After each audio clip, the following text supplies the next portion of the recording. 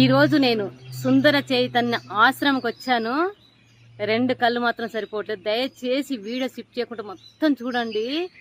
చాలా అద్భుతం. ఎన్ని టెన్షన్లున్నా అన్నీ మర్చిపోతాం. ఇక్కడ మెడిటేషన్ చేస్తారట. అసలు అందుకే ఇక్కడికి వచ్చి చాలామంది ఉండి మెడిటేషన్ చేస్తారేమో.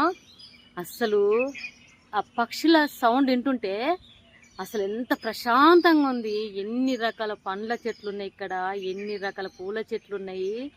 అసలు మెడిటేషన్ అక్కడ మనుషులను చేస్తున్నారు అన్నట్టు అక్కడ జనాలు కూడా చాలా మంది ఉన్నారు, మెడిటేషన్ చేస్తున్నారు.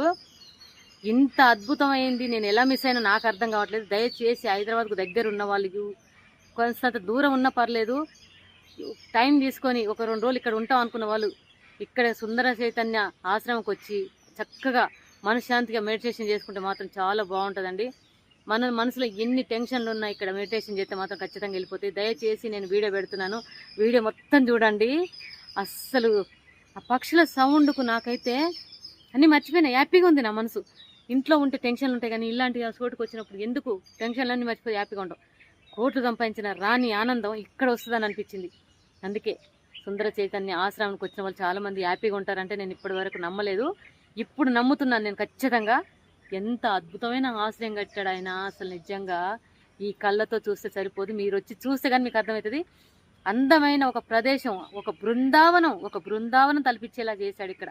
ఒక బృందావనం ఎక్కడికో వెళ్ళే చూస్తాం కదా, ఇక్కడికి వచ్చి చూస్తే ఆ బృందావనం ఇక్కడే ఉందేమో అనిపిస్తుంది. ఇంకొక విషయం ఏంటంటే, మనం పూరి జగన్నాథ్ వెళ్తాం కదా, పూరి జగన్నాథ్లో 4 డోర్లు ఎలా ఉంటాయో ఇక్కడ కూడా అలాగే ఉంది. ఈ ఆనందం ఇది నిజంగా చెప్పడానికి మాటలు రావట్లేదు. దయచేసి నేను నెక్స్ట్ వీడియో పెడతా చూడండి. ఇది మనం బొంతపల్లి నర్సాపూర్కి వెళ్ళే రోడ్లోనే ఆశ్రమం ఉంటుంది, సుందర చైతన్య ఆశ్రమం అని ఉంటుంది. మనం రైట్ సైడ్, అక్కడ హైదరాబాద్ నుండి వస్తుంటే రైట్ సైడ్ తీసుకుని లోపలికి వస్తే మాత్రం దిమ్మ తిరిగిపోయి ఆనందాన్ని సంతోషం చేసుకోవచ్చు. మనం సొంతం చేసుకోవచ్చు ఆనందం.